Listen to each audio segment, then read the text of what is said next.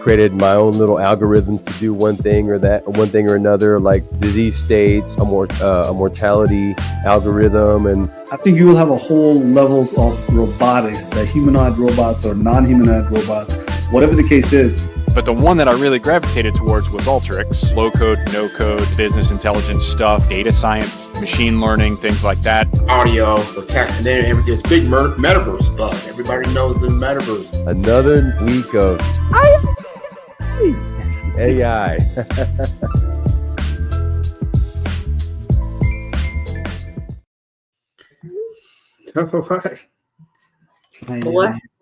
Look, I was about to say happy Friday. No, it's happy today. It's Monday. Look, I can't even play around and be like, it's Friday in some country. No. No. How about in another galaxy? In a parallel universe, every day is a Friday, right? What galaxy is today Friday?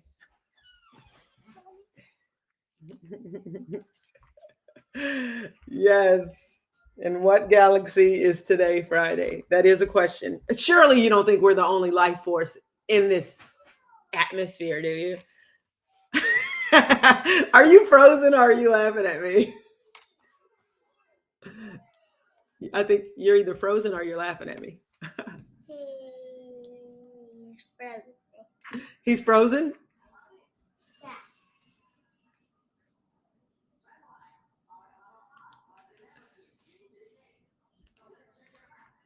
You're right, Royal. He is frozen.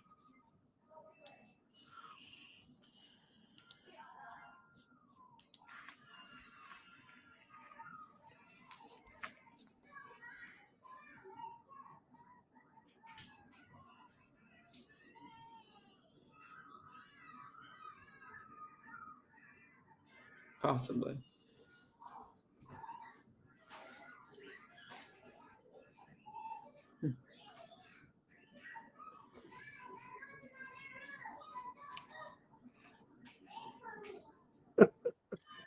There you go. I was like, you were looking and I was talking and I was like, are you laughing or are you frozen?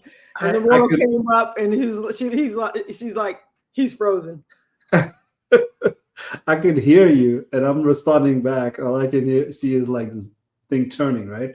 Yeah. But no, I would say if you got to be in any galaxy, this one right here, because we're going to kick off with the Pwn-D-ai cohort, right?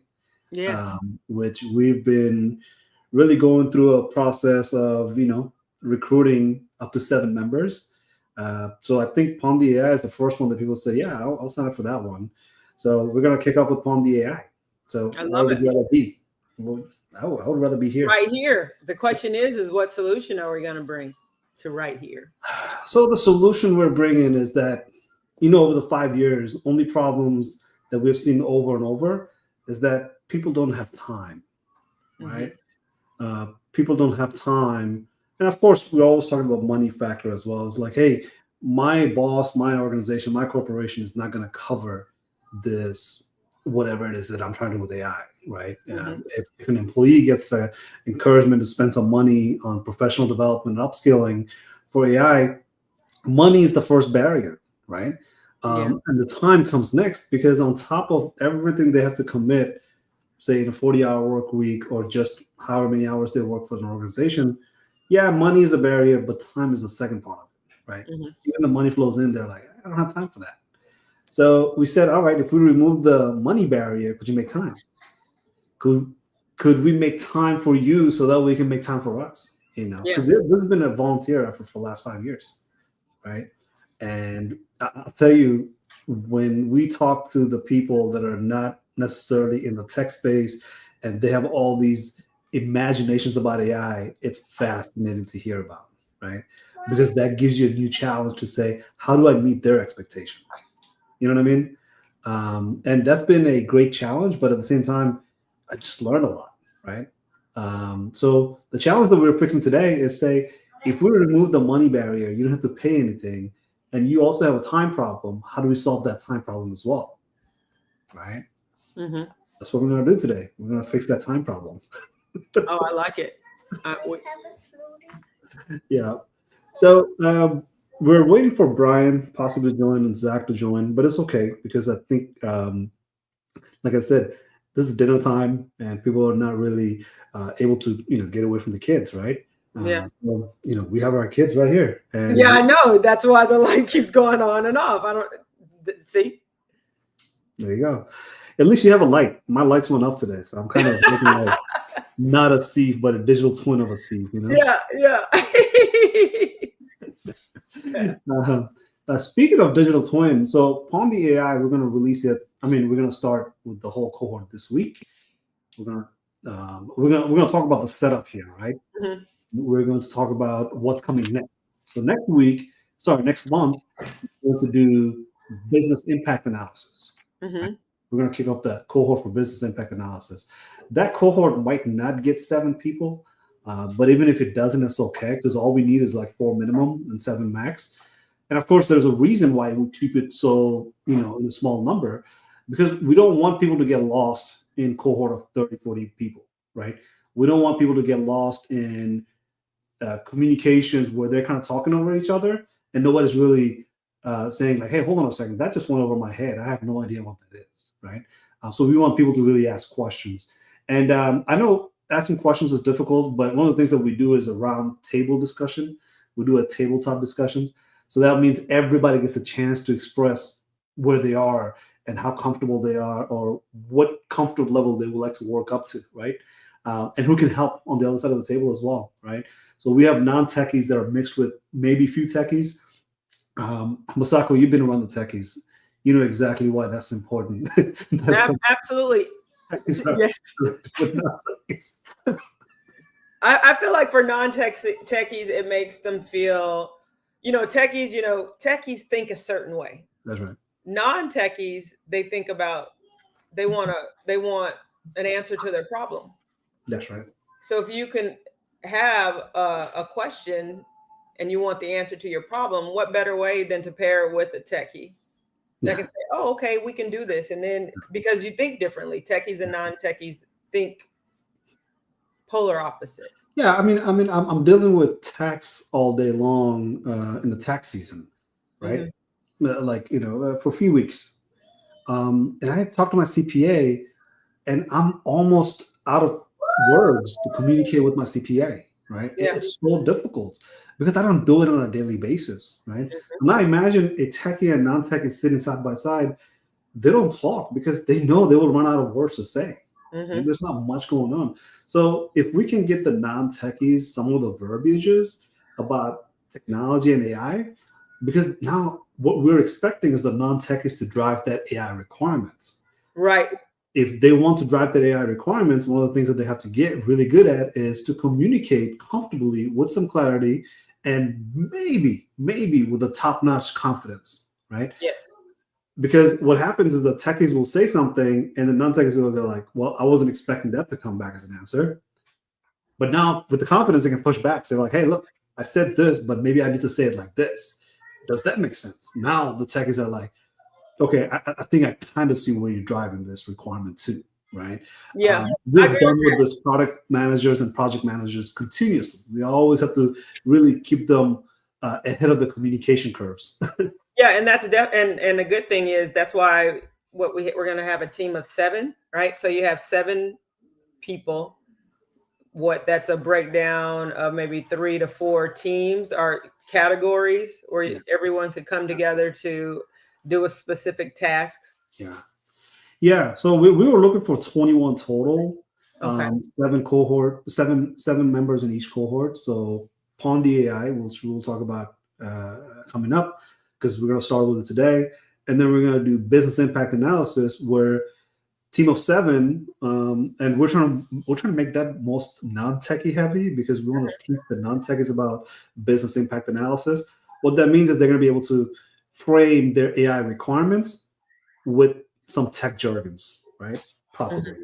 But mainly what they will have is a clarity of financial justification, right? We'll talk about triple E's, which is that you have enough explainable AI ideas that is also economical, and you can leverage your emotional intelligence to drive that business impact forward, right? Because Right now, there's a lot of AI ideas out there, but they're not economically feasible, right? You cannot financially justify it. Yeah. But if you have enough emotional intelligence, now you can say, I can't drive this one, but I can take a piece of it and drive that one, because I know everybody that's in my organization, all the stakeholders and all the investors will definitely want to do this piece, because that's a manual task, that repeatable, redundant, and dangerous task that everybody's going to solve, right? But you have to have emotional intelligence to explain that, right? Yeah. So we're going to talk about triple E's. And then the part that we're having difficulty right now is for the January cohort, which is the digital twin cohort, where we're really trying to mix non-techies that has some specific, I guess the need for digital twin, right? Or maybe goal to have digital twin, because digital twin is not talked about at all. When it's being talked about, you hear it from NVIDIA, the $5 trillion organization. Apple barely mentions it, but Apple has digital twins out the stock shelves, and every big company that you hear about has digital twin. But that's not how they describe any of these things, because digital twin is not what they're marketing. What they're marketing is a product that is a digital twin, a digital twin. So we have lots of these things that are coming down the pipeline. So that 3 cohorts of 21 people, the personas are going to be mixed, because we're going to have Bobby, Lucky, a few other mentors that are AI subject matter experts that will come in and say, every week we're going to meet, every week we're going to communicate. That's what we really are driving towards, is communicate. Communicate of what, right? Did you research something this week? Okay, you researched it. Tell us about it. But now if we ask you questions, can you answer the questions? Because what we're trying to get you to is think and communicate that and bring some clarity to us. So when you fail in front of us, right? Yeah. So what? How to turn that around into something, say, emotional intelligence and explainable. Yeah. So when someone, for those that are watching and listening to us, what is something that would call out to them to say, this is for you? Like, do you have an ideal someone? Yeah, you're too busy to go to school. You're too busy to take a class. You're too busy to have a structured way of attending and learning. You're too busy for traditional methods, right? Got to pack the lunchbox and put it in the backpack and then go to school. That's not your world. Persona wise, you are looking for you. You're too busy to even know that we exist. Right? Yeah. We're really trying to look for those non-traditional methods of learning, micro learning specifically. So if you love YouTube, if you love watching videos all day long, this is a cohort for you, right? You're going to be able to come in and do what you do, actually enjoy it. Maybe watch a Netflix movie, right? And then come and ask the girls, like, hold on a second, I saw this Netflix movie, and is that digital twin? What's the impact of having that as part of our whatever that is we're experiencing in social life, right? And then Pwn-D-ai, which again we'll talk about, might sound intimidating, but really it's made for you, because as a non-techie, we want to give you something that you can be very proud of, right? Proud of the fact that I probably didn't know much about it until a week ago. All of a sudden, because I'm getting up here, all of a sudden I'm realizing how easy it is actually, at least to get started. But how do we sustain it is something that we will help you with. For that way, week after week, you're able to keep up with artificial intelligence and machine learning, deep learning, Chat GPT, large language model, digital twin, all this verbiage, and all of a sudden it's like, I've heard that so many times from Masako, I probably have it tattooed in somewhere in my body. Yeah, and because it could be scary, for someone listening to you say, week after week, and each week it gets easier than the last. And so that creates a feeling of nostalgia, right? Celebratory feeling within yourself that you showed up for yourself. Yeah. And so in the beginning of something you didn't even know what the word meant. Yeah. So now weeks in, you're working on a project, you have an understanding, a working knowledge, where now you're proud of who you are. You're proud that you put time into something. No, you've already had one.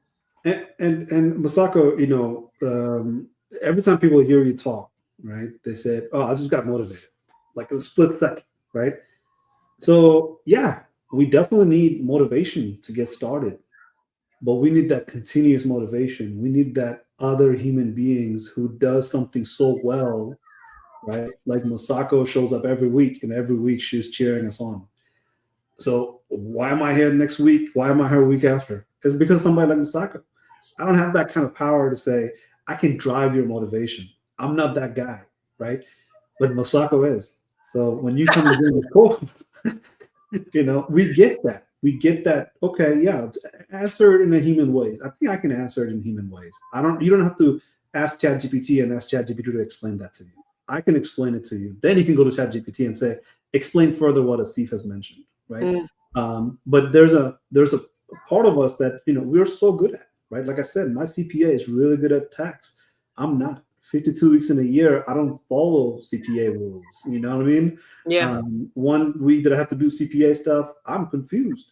Yeah. But week after week after week, what I do is what makes me who I am.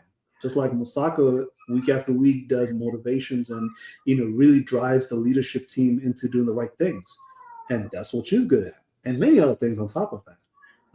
So I find this fascinating because when I first started 10 years ago, right out of the Air Force, right? I did 10 years in the Air Force. I got out. I was really in the place where I was like, this transition is going to be the toughest part of my life. And I've been through some tough situations while I was in military, right? But this time I'm doing it alone. Catch my drift here? This is the hardest part we have to live through and we have to do it alone. And how do I solve that problem? It's by solving that loneliness, that fact that you're learning with other people, right? So as I was learning with other people, I wish I learned it more with other people, right? And that's a continuity part that we will talk about, is that if you think you can learn AI, and I'll challenge you, go to school for 5 weeks and think you have learned enough about AI. I talk to MIT guys all the time that went through the MIT program. I talk to Harvard program guys, UT Austin program guys. I said, what do you think now that you have learned all this AI stuff? What are you going to do next? They're like, I will tell you in a few weeks. A few weeks later, there's nothing that has happened. Follow up, few months later, nothing has happened because they have learned, but now they're alone, right? They learned in a grouped environment where they were told, this is the possibility of AI, the art of possibility, but the management of that expectation was never there, right? So with this small group of people, what you will have is a micro learning, but you're going to be able to keep up with artificial intelligence as it matures and grows. And we're seeing lots of bad news, good news coming out about AI. How do you keep up with all this? You can't keep up with that by going to school every 5 weeks. That's not how the world works, right? No, it's outdated. It's outdated. That's why when it comes to traditional learning and non-traditional learning, okay, you're learning, but where's the application of the knowledge at?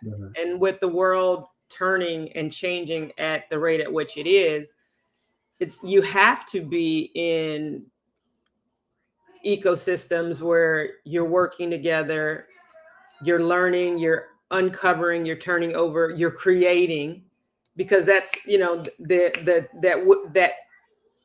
speed at which light, time, all of those things changes. You have to be in that space changing with it, because if not, the things that you've learned is outdated because we've changed. Everything has already evolved. We're not the same beings we were yesterday. So what are we doing with the knowledge that we acquired yesterday into today? Like, what changes are we putting forth? Yeah. And I'll tell you something in the AI specific ways. IBM calls it as AI years. Okay. So the easiest way I can explain it is that if you're not collecting enough AI data by the time you ate breakfast and you started collecting those data in dinner time, you have lost a year in AI space. Oh, wow. AI years. That's how your AI has to know really all the relevant context that it has to learn through. So if you're sitting on data and thinking, well, when I get started with AI, I'm going to have this data used. You have to use those data right now, right here, right? The urgency is that much, right? Because in order for you to have a successful AI deployment and successful AI that works, And you can talk about it from corporate level or personal level. Like even for me, like I'm probably sitting on some data that I'm losing value every day, right? You have to be able to train those data and keep those data going, because at the end, when the data piles up too high and you haven't used it, that means you're losing value of this data rapidly. So even if after a while you use it, you're just like, it's going to take you so much time. It's going to take so much effort. So it's all about just continuing continuously, but getting started is the easiest part. It's continuing that's really, really difficult. So if you go to school at MIT, you go to school at UT Austin, I'm so happy for you. But please continue every week to learning, because I can go through whole years of every month what has changed in the AI space. So I'll just give you one quick example. In January, the stock market dipped because of this thing called DeepSeek. DeepSeek the last 12 months has caused havoc in a lot of people's mind, because they're thinking like, okay, what's the value of this AI, right? And DeepSeek brought in so many things into the ecosystem that if you're not keeping up with that ecosystem, you're going to be mixed in all the media information only. And if you're looking at media information, DeepSeek information is going to go somewhere that's not in the back of your head, right? Right. So I use that DeepSeek. So, if you're listening to this, you're not familiar with DeepSeek, you should look it up. Put that on ChatGPT and look up what DeepSeek is, right? Figure out and what Quan is, right? So these new nuances that comes in every day, all is based on a fundamental knowledge. So if we can give you that fundamental knowledge in few micro learning sessions, all of a sudden you can collect news on top of that. All of a sudden you can start collecting data off of that. You can start collecting use cases off of that, right? Because we're going to give you the foundational level information that is actually easy to understand. What gets difficult is all the stuff that gets stacked on top of it, right? Yeah. It's like putting things to the side, saying, I'll get to it, I'll get to it, I'll get to it, I'll get to it, versus being in the moment and like moving through it. Yeah, moving through it. You can collect so many news articles and say, I'll figure this out later. Yeah. But if I can read a headline and say, move that on, I end up with one article instead of thousands. Yeah. Right? I have that fundamental understanding of how news articles work. Yeah. What I mean? Are like taking the idea of news articles and then being able to, like moving at that rate of speed with Pwn-D-ai, taking those news articles, if you're able to look at each news article and then take the content that's important to you and relevant to what you're working on, then it's like, it's that type of speed versus it being at rest. It's like, okay, I'm acquiring all of this knowledge in order to apply it for what I'm working on. So the neuroplasticity, what you have just described, is my favorite topic to discuss in business impact analysis, because neuron that fires together wires together. So if you learn about few fundamentals of AI topics, and this is what I really focus on, is to get everybody, I don't care what you do. If you are a lawyer, legal, paralegal, you are an industrial organizational psychologist, you're a psychologist of children, I'm going to give you a few things that you're going to stop seeing it differently, because those things are going to be in the newspaper every day. But every time you see it, you're going to think of it differently, and then you're going to understand the context of why they're saying those words over and over. There's a very foundational knowledge that you're going to get. But like I said, neuron that fires together wires together. Yes. Every time you see it, you're going to build more context on top of that. Because media uses a lot of fundamental knowledge because they expect everybody to have that fundamental knowledge. But because you have that fundamental knowledge, now you're going to start paying attention differently. Yes. You're going to bring your neuroplasticity to it, and the neuron that fires together will wire together. Next thing you know, you're talking about mixture of expertise. You're going to talk about MCPs. You're going to talk about all those things. You're going to say, that's not our news media, but I'm picking it up because I understand the context behind it. Absolutely. Like acronyms that I never even thought about before. Now I'm using those acronyms. You know what I mean?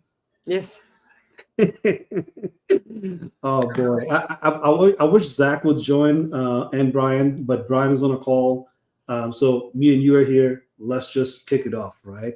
Okay. Because today is week 1, right? Yeah. We're going to talk about Pwn-D-ai, and we're going to go for 9 weeks, and we'll talk more about this 9 weeks, okay? So I'm going to start off with, talking about the fact that first of all, you don't need to be technical to belong here. That we have discussed it plenty of time, but I just want to emphasize that over and over, because it's an environment where you can relax, but you can bring the collaborations out of yourself and then become experimental. Ask that question, put that comment out there, right? Mention that thought that you have and say what sort of responses come from that. Because this is a place where you can relax, be collaborative, and not judge yourself, right? Because we don't know everything, but if we know you need to know something, we're going to come out and help. So the first thing you're not going to know anything about is Pwn-D-ai. Yeah. It's literally Pwn-D-ai, Pwn-D-ai. Pawn is a term in the hacker industry. So ethical hackers all use the term called pawn to say, I have pawned your website because I broke into it and now I own it, right?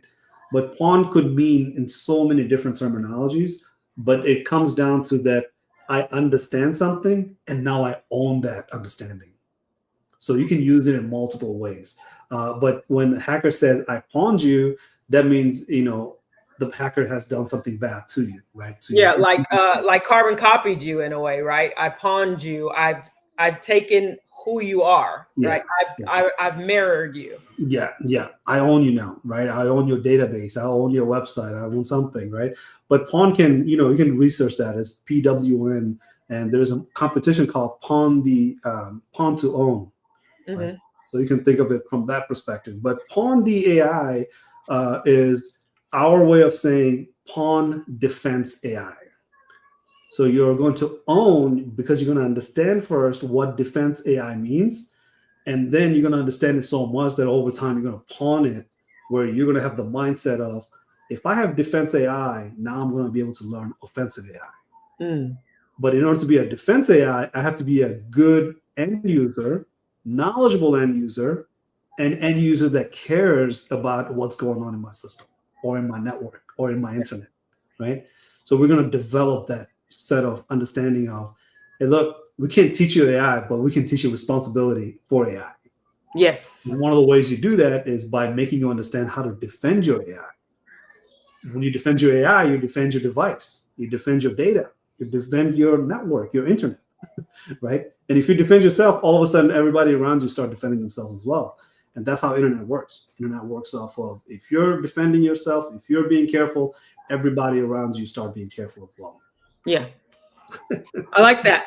I like that, because oftentimes, people hear phrases, they're like, I don't know what that is. I don't belong there. I don't, all of the thoughts, right? But when you say defend, defense of your data, defense of your network, defense of your internet, defense of, things that matter to you. That's transformative, because now you're standing up for yourself. You're defending yourself. You're being intentional about your use of the things. I like it. Yeah. And of course, we're going to learn AI by defending it, but not by fearing it, right? We're not going to fear AI. We're going to get curious about AI. So the reason we get curious is that one of our goals is to compete or demonstrate our mastery end of 2026, preferably with Pwn-D-ai or Pawn to Own competition, right? They actually have Pwn-D-ai competition, but again, it's a safe space to explore, fail, learn, and grow.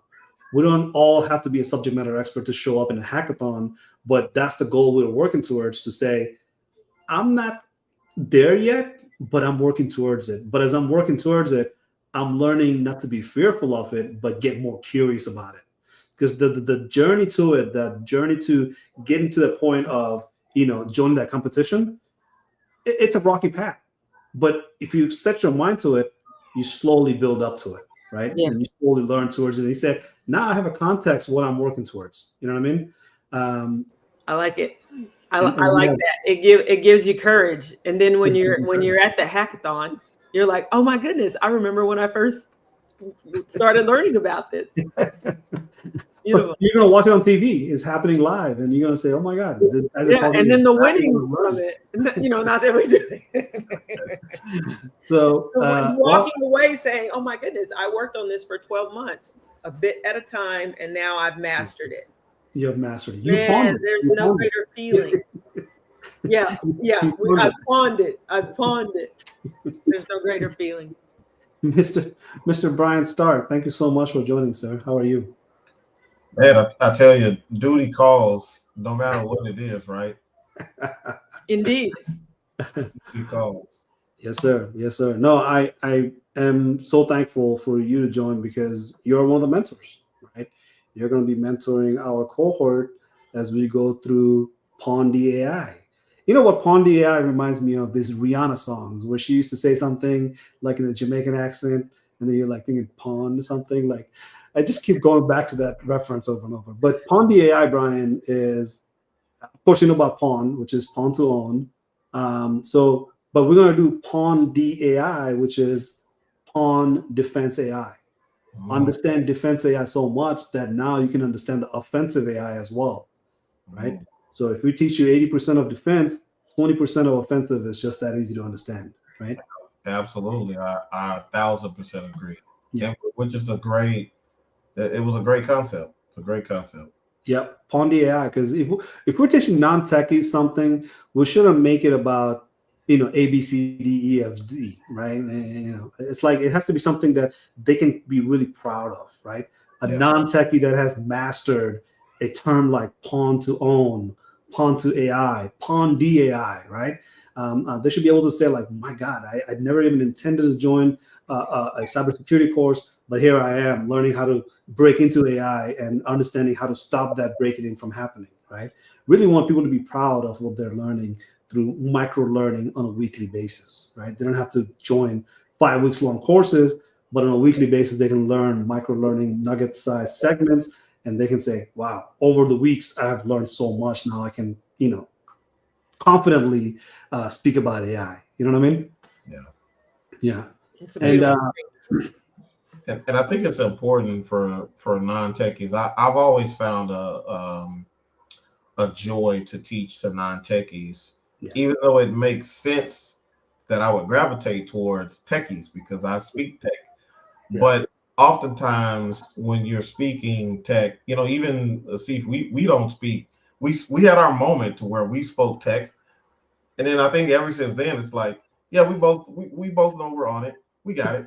And then now it's conversation, right? So now I know not to go to Masako and start talking tech because Masako will look at me and like, can you break that down in layman's terms? Right.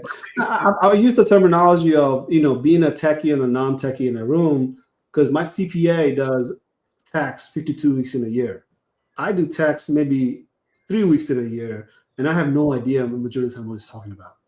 And I run out of patience because I'm like not exposed to the tax terminology throughout the week, right? Throughout the whole 52 weeks in a year.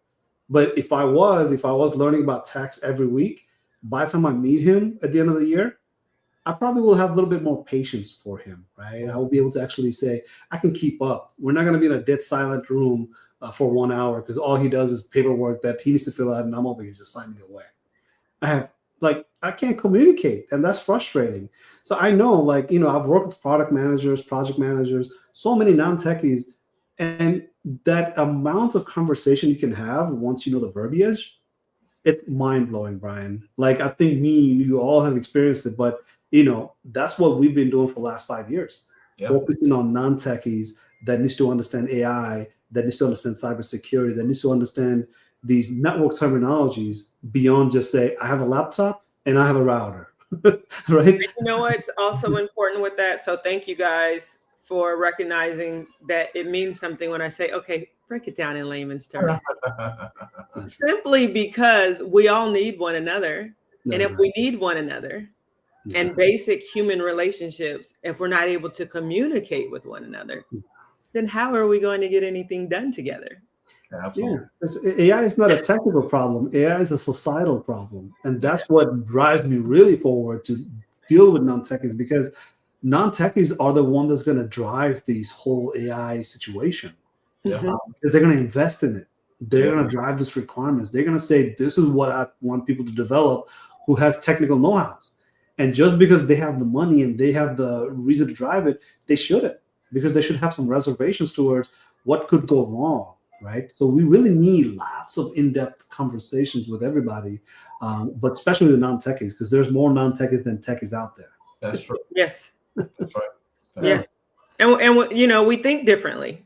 which is why everyone is needed. Yeah. Medical industry. Just think about medical industry, period. Right? They think about patients' care, patients' privacy, patients' everything, right? And here we are, techies, just looking at it from a data perspective. We're not humans. We're just looking at bits and zeros and ones, right? We're thinking about, quantum computing. Like, that's not patient care. Patient doesn't even know that exists. Yeah. But a doctor, when you talk to a medical field professionals, they really need to know what it is that we know, at least to a level that they feel comfortable, have some clarity on how AI works and what it can do, manage their expectations, and so on. So, jumping into it, because we're talking about confidence, but resilience, right? How do you build resilience to that? The way we want to be able to have people join us is because they're going to do microlearning. They have no time in their hand to say, I'm going to take some time off and go learn about AI. No, come and join us. You don't have to take time off. You don't have to go away for the mountaintop anytime soon. What you will do is come in and say, okay, foundational level AI, I get it, but complexity of AI, can I personalize it, right? That's the key to resilience. Because Brian has a different priorities in AI. Masako has different priorities in AI. I totally have another priority in AI. So if all three of us know about foundational AI, that doesn't mean much. Week after week, we can personalize that AI, and that's where the resilience is being built. And that's where we come in, right? Brian is a subject matter expert. Masako is a subject matter expert. I'm a subject matter expert. When we meet, 3 or 4 other people join us, now we're conversating. All of a sudden, you see it, how it's being personalized to your need. So if you're in a legal field, you're in a psychology field, you're in a healthcare field, whatever the field you're in, we're going to be able to personalize it for you. And that's how the resilience is built, because now you're taking personal interest, and there's a return on investment for you to do microlearning and joining this conversation on a weekly basis, which we call community of practice. And then we're going to build that resilience, right? And then all of a sudden, complexity turns into what? Curiosity. Yeah. No more fear. Just being curious now, right? Masako is the driver of the resiliency. So, thanks, Masako, for bringing that up to speed. Sure. All right. So, we started. You said we started. We're week 1, defense AI. Yeah. I mean, week 1 is just introduction, right? Right. So So week 1 is introduction. So where week 1 is introduction. What we will do is take this video, send it to everybody, and then we will meet offline on a Zoom call, right? And one of the things that we really want to actually bring to the surface is that because we're meeting on a Zoom call, what we will do is invite guests to come and listen in, right? They might not be able to participate because the conversation is going to be between about 7 people, actually. Few mentors, so no more than I would say 2 or 3 mentors. So if there's 7 people that are learning and then there's 3 mentors, what they're going to do is, learn through micro-learning and learn from each other's feedback. And the mentors and coaches are going to be there to say, okay, good, let's personalize it to you now, right? Because you asked for this, how do we personalize it? What do we need in order for you to have it personalized, right? So say, for example, infrastructure-wise, no matter what industry you come from, infrastructure is the same. The doctor uses iPhone, I use iPhone, everybody uses iPhone. Everybody's using TV, everybody's using all the devices that we can think of, no matter what industry you're in. But we can personalize it now, right? So I'll give you an example, like Alzheimer's dementia, right? We looked at the patient care. We said, like, well, what devices do we know and what devices the patient use? All of a sudden, you start drawing the lines. You're like, hold on a second, what can AI do through those devices? Because we think about AI in ChatGPT perspective. But what if those devices were like saying, well, I use Siri, and as I'm interacting, does Siri know that I have Alzheimer's dementia? Can Siri do something with that information? Can we tweak that Siri to become more of an edge AI, so that way it's sitting on a patient's room and giving the patients the audio cues that they need in order to do something? Eat healthy. Watch TV for a little bit. Don't just sit there and watch TV the whole day. Take a break, right? So do you see where I'm going with this? Like, you really need to sit through and brainstorm these ideas, because every industry uses a device, but everybody uses it for different purposes, right? Yes. So that's the kind of power of, having everybody from different background. So we will have audience listen in, but they're not going to be able to really chime in. The 7 participants, or however many is in the call that day, they'll be able to communicate with each other. We'll communicate. And I think within an hour, people are going to get much more out of this conversation rather than going to school for however many weeks, I would say. Oh, yeah, I totally agree. Yeah, absolutely. Yeah, we love this format of learning virtually through group experience, the collaborative way of learning, right? So next topic I want to talk about is that we don't memorize AI, we practice it, right? So we don't have to necessarily practice it through the keyboard, but we're going to practice it through our confidence building through communication, right? Yeah. So if you come in week 1, week 2, week 3, week 4, if by week 4 you have more confidence than week 1, we're good. We just made it. Like rest of it is just cherry on top. You know what I mean? And we've seen that over and over. We've seen it with the IO psychologists that had nothing but understanding of what a monitor is and what a keyboard is. But at the end of the 4 weeks, they were just talking about these things that are like organizational change management for AI. What is a digital twin in AI? Why do we need security and data and algorithm in AI, right? They were able to explain those things, and they saw it from the ranges of, here's a device, there's an electric grid all the way out there, and there's a power source that is the water. I'm talking about from that extent, they were able to understand, where does the power come from for the data center? What does the data center do for AI? And how am I getting that AI to my device, and what's happening in between? Yeah. 4 weeks. Sam, one word for weeks. exposure. Exposure. Just a few drawing of the nodes that said, you're a psychologist. How do you understand AI? And for psychologists, it was totally different way of understanding than it would have been for somebody like, say, a legal professional, right? They understood AI completely different. We've had military veterans that sat down talking about startups ideas, right? And they were like, hey, I have a startup idea, but I don't know anything about AI. But I want to do a startup in AI. 4 hours later, they're like, okay, I really know where I have to start. Because I started here, but now that we've managed the expectation, I can start here and work my way up to here, right? There's always a starting point, for sure. Yeah. So as we're talking about Pwn-D-ai, we talked about the fact that, we will try to make our mastery level to a level of pawn to own competition, which is happening in Japan in 2026, and it happens every year. So if not 2026, we definitely want to master it up to 2027, right? And we're doing it through micro-learning. And then we're going to talk about things like devices that we see all around us all the time, right? We're not going to talk about something that is hidden from our plain sight, right? We're not going to talk about something that is going to make us super genius about artificial intelligence. What we're trying to achieve is the clarity of understanding and confidence in communication, right? So if you understand it, you pawned it. If you can communicate it, that means, you're succeeding in your organization. So one of the things that we want to get you to is have enough confidence to ask the right question. And this you will hear multiple times over and over, where we will say, if I am a non-techie and I'm going through AI literacy program, what's my end goal? Because confidence is not really something that you can keep up with, right? There's no tracking it. But questions you can track. Say, I used to ask this questions, but I ask this question much better now than I did before. So the way you ask questions will change every time. Every time you join us in the conversation, it will change.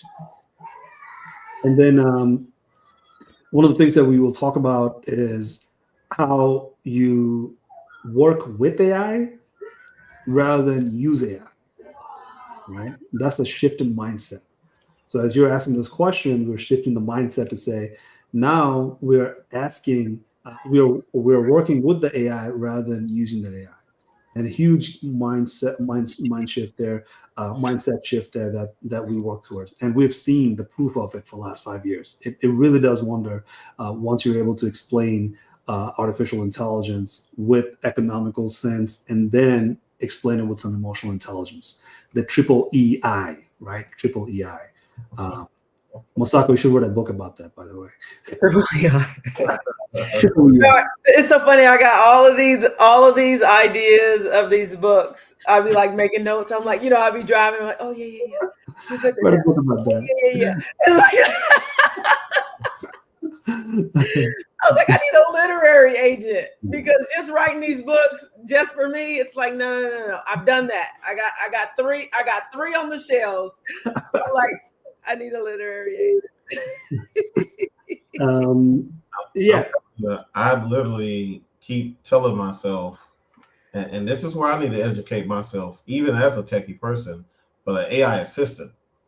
Like I really am needing an AI assistant. So I think for non-techie people, the communication is to learn it, learn AI. Don't be afraid of it.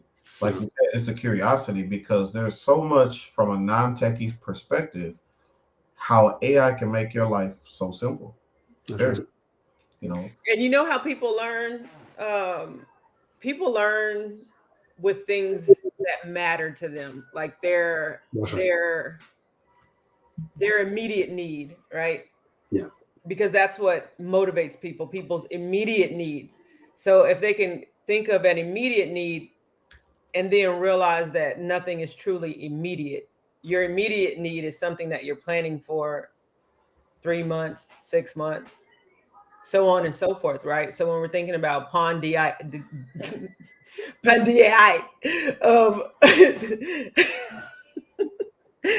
for 12 months, when we think about, the immediate need, because you don't have the time right now to do anything. You just know what you need to have done in your life, but you don't have the time to do what needs to be done. So how can you take these small fragments of your life that you can dedicate each week to putting a dent into something that means something to you, that when it all accumulates, that's right, that it's massive change? Yeah. Well, the non-techies, this is what the non-techies really are, really, really important, because they're our end users. Like Brian's end user is a non-techie. My end user is a non-techie. If I can educate my non-techie, the end user, if I can teach them that I'm working on the defense side of things so they can help me defend it, now that non-techie is my coworker. Now we're working side by side. If I can teach them easy 80% that I understand, and now as the end users, they have that mindset shift, they know defensive AI 80% of it, because it's not really that wide of a spectrum that they're going to protect themselves with. They just have to have some basic fundamental knowledge and build on top of that. Remember, we talked about neurons that fires together, wires together, right? They're going to see that over and over, right? It's kind of like in defense industry, we've seen that blue link. Everybody talks about that blue link that everybody clicks on, and everybody's sort of like, I know that blue link when I see it. Now they avoid anything that's blue link, even if it's in their Google search. They're like, I'm not going to touch that blue link. But that's not how we are going to approach it. We're going to approach it differently, because we're going to give them the fundamental behind that blue link. So not all blue links are bad, right? So all the links that come to the email, there's ways to check it, right? There's lots of things that you can do. But that means that what they understand is how to defend themselves. But now Pwn-D-ai purpose is to get them to also be offensive AI, right? How does a hacker think of it? Because we're trying to probe it, not break it, right? In cybersecurity space, we're trying to probe it, not break it, because this is not a problem we're trying to fix. There's no solution to cybersecurity attacks. There's no problem in cybersecurity that people need to fix. Cybersecurity is a risk management problem. Sorry, that is not a problem. It's just a straight up acceptance of a risk. It is risk management. Risk management, acceptance of a risk. Yeah, acceptance of a risk. So there's no problem in cybersecurity space. So if you have a mindset where you're thinking like, well, if I do this, something's going to break. Well, if you understand what can break and how they break, is by understanding that if somebody probes it, they can break it. Yeah. And how are they probing it, and how are they breaking it, and what is your responsibility to it is a whole different mindset, right? So that's teaching somebody about defense AI without really getting too technical about it. And we won't. That's the promise. That's what we've been doing for the last 5 years, and we can do that. Yeah. All right. So week 1 to 9, right? There's going to be some break in between the weeks. Of course, we're talking about Thanksgiving and Christmas, some personal time off. But here's the thing. Every week, we're going to record a video, and every week, we're going to send that out. If you participate, if you're a part of the 7 people cohort, you're going to have to respond with, yes or no. So that way you're participating in the program, and you're going to join the Friday call. And if you join that Friday call, if you cannot join the Friday call, what we will expect from you is to make a short video, about 5 minutes long video, that we will play during that call. And that's how you mean by micro learning, that you don't have to really dedicate 90 hours in a week. Yeah. Right. 90 hours, sorry, 90 minutes. 90 minutes. 90 minutes in a week. Because we want you to really research a lot, but we at least want you to commit to say, I can drop a 5 minutes long video describing what it is I've researched and what are some of the outcomes I have. 5 minutes is minimum. So if you can run it for 15 minutes, that means you're getting that good at this, right? The clarity is there, the confidence of communicating for 15 minutes by yourself in front of a camera, just talking to nobody that you don't even know who's listening, right? That's amazing, right? And it has happened before where we have people record and give us the information on their current research, right? Level of research. And so we're not going to learn alone, right? We're going to discuss, we're going to have listen, we're going to share, we're going to stay open to other people's understanding, because we're going to say, I'm a techie that's work in progress, right? Yeah. Masako sent me this one great article that says, from now on, the industry expertise is knowing the technological need in that industry. I was blown away by that title. Literally explains everything I needed to know about what's happening in the current state. Yeah. If you're an industry subject matter expert, your subject matter expertise comes from the technological need of your industry. Yeah. Like, you can't say that 15 years ago before cloud showed up, right? Before cloud showed up, everything was finance. Everything was in pen and paper. Literally, even during that website era, everything was still pen and paper. Cloud showed up, every device is everywhere. Every device has that pen and paper in it, just digital, right? So we're talking about, if you have an industry expertise, that means you understand the technological need of your industry. Right. And that's what we're going to strive towards. We're going to have that learning from each other. We're going to do check-ins, and we're going to do Friday reflections, right? Those Friday reflections is the key vital understanding of your community of practice, right? You're going to, hopefully you'll attend the program long enough to say, now I can go teach everybody else about it. That's our goal, right? We have to break it down to that level. And then just the last piece I would say is that we're going to play a video, right? Just to drive that point home, right? This video is on point, I would say, because it literally drives everything you need to know about why, as a non-techie, you should know about AI. Because, like I said, technology used to be a business problem. Then technology became a people problem. Now AI is pushing it to a societal level problem. Because we literally are talking about thousands and hundreds and thousands of people getting behind AI, using AI to save hours and hours in their day. We're literally changing the way society works, right? So we're going to play this video. So Masako and Brian, if you guys want to share your thoughts while I'm doing this, because I'm going to have a little technical difficulty sharing the screen here.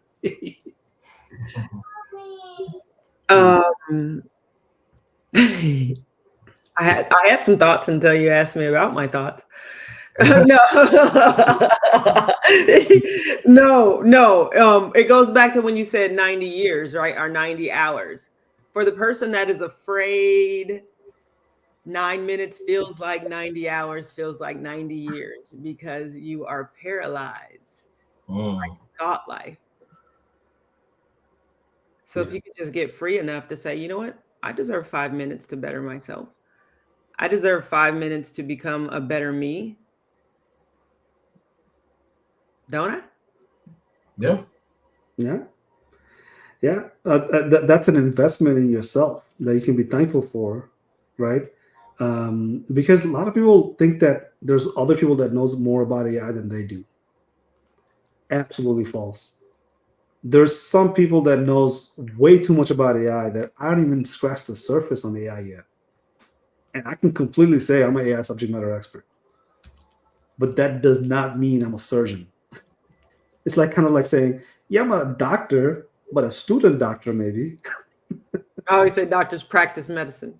You practice AI.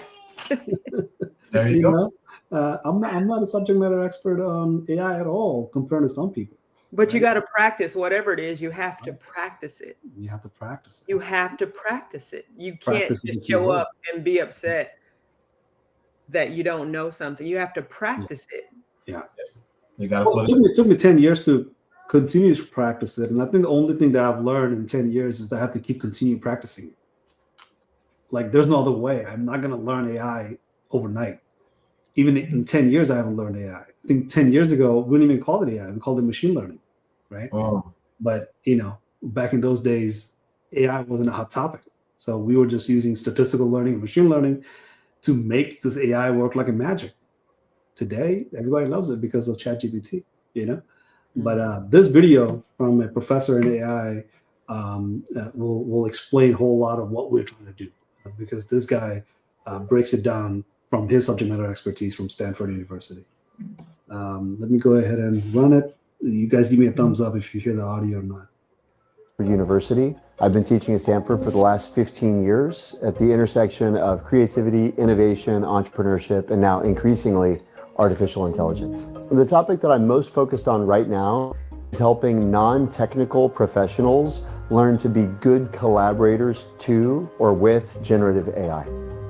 And then 2 years ago, myself and my partner at the time, Perry Claybon, wrote a book called Idea Flow, which was the canonical book on idea generation and prototyping. So super proud of that. It was the culmination of a dozen years of leading executive programs and the leadership program and the entrepreneurship program at Stanford. And 1 month after our book came out, ChatGPT came out. Wow. To me, the fact that I wrote the canonical book on idea generation just prior to AI is like writing the best book on retail just before the internet. AI is a tool to dramatically augment and amplify our creativity. And the truth is, I didn't know a lot about it when the book came out. So 1 month after my book came out, instead of going on a world book tour, I strapped myself back into the front row as a student and said, I need to be learning about this transformative new technology. So I started taking classes, I started conducting research, I started working with and studying teams inside of organizations using the tool to understand the simple question, how does generative AI impact the individual and the team and the organization's ability to solve problems? You can give an AI a prompt. For example, how should I answer this question? Or you could give an AI the question, I want to ask how I should answer this question. What's the best way of framing that question to an AI? So you see what I did there?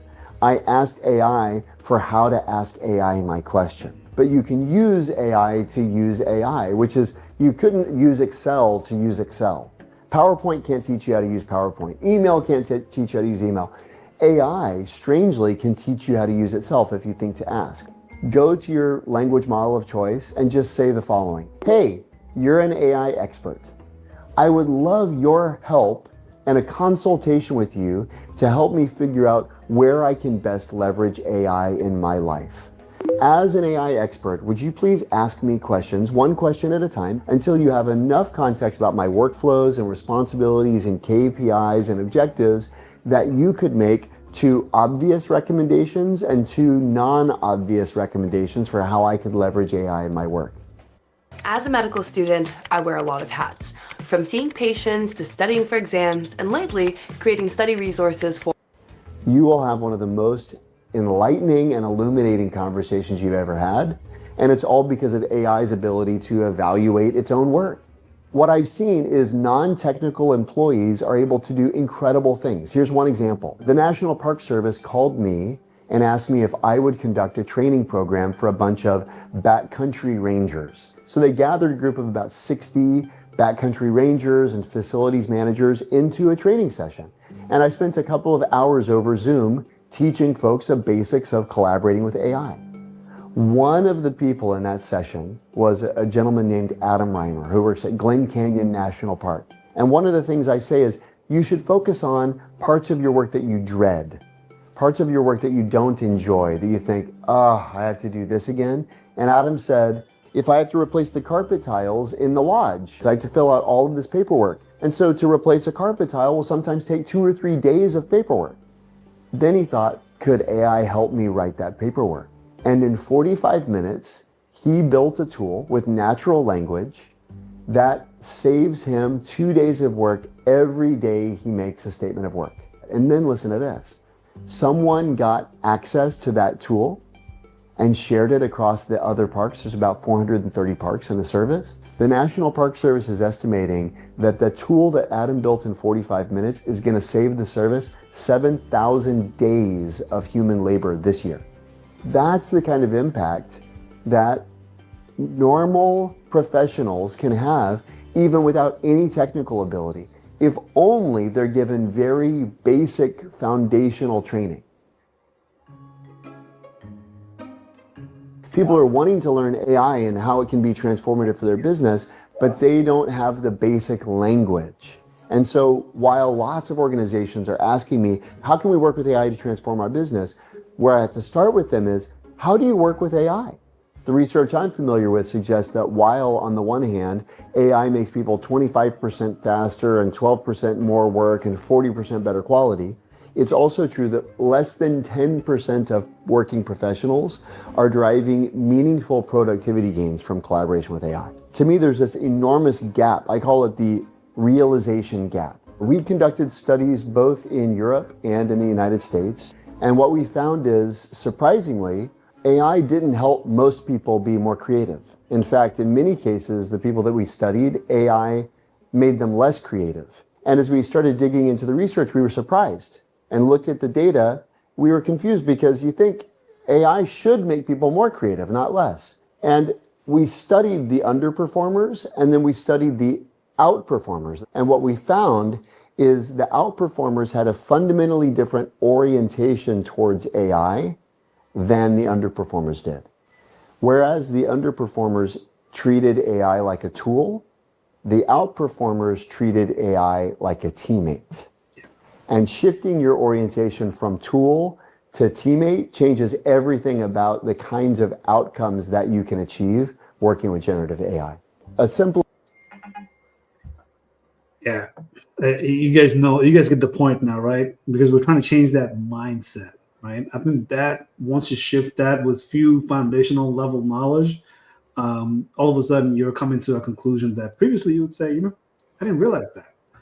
But that realization gap, once we fill it, I don't think you can go back. The cat is out of the bag. You're going to be like, man, we really need AI for everybody in our team, not just me, but everybody in our team. Yeah. So I'll leave it at that. I think we've covered enough for today. It's been a long day, but we are kicking off. We're kicking off Pwn-D-ai. And next month, we're going to kick off business impact analysis of AI, right? And then we're going to do digital twin in January. Exciting stuff. We're going to kick it off too. I can't wait for digital twin, man. Let me tell you. I remember when we first met many, many moons ago, and you were like, hey, Brian, have you ever heard of digital twin? I was like, what's digital twin? And Asif and I started uncovering the layers of a digital twin. I'm just like, holy cow. Holy cow. Everybody in the world needs a digital twin. So I can't wait for that one. Yeah, that one, Brian, we got a campaign on filling that roles because we don't have quite the 7 people yet.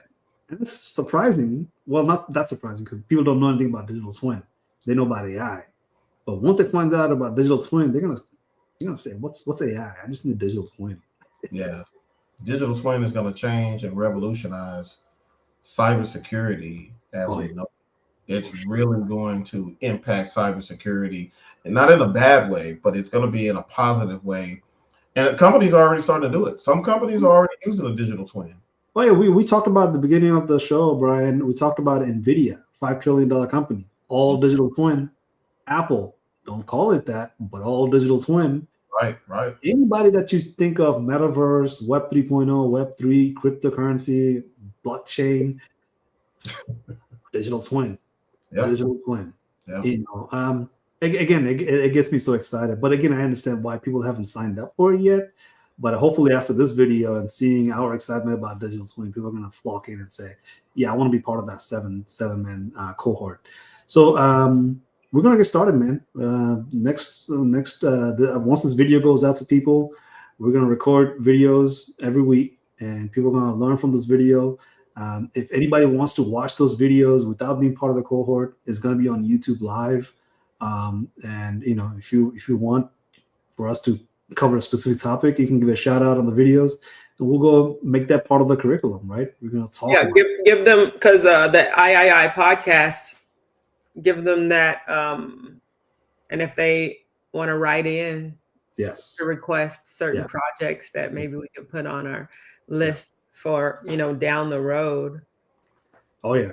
Oh, well, we don't have a shortage of project. We have shortage of personalized projects. So if you have a project that is personal to you, that you want to personalize it, you want to understand it better for yourself, we are here for that. People change when it's personal. It's like we have our projects, but you know, people something, you know, I always say, I want to know what keeps you up at night. Yeah, right. Everybody got a problem. I got Jones's problem. My neighbor Jones, right?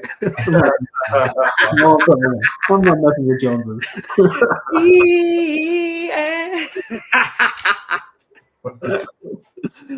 All right, guys. Let me go ahead and end the stream here. But stick around for next episode of AI. Can't wait to get it out to the universe, and looking forward to the next week and your questions that are come with it.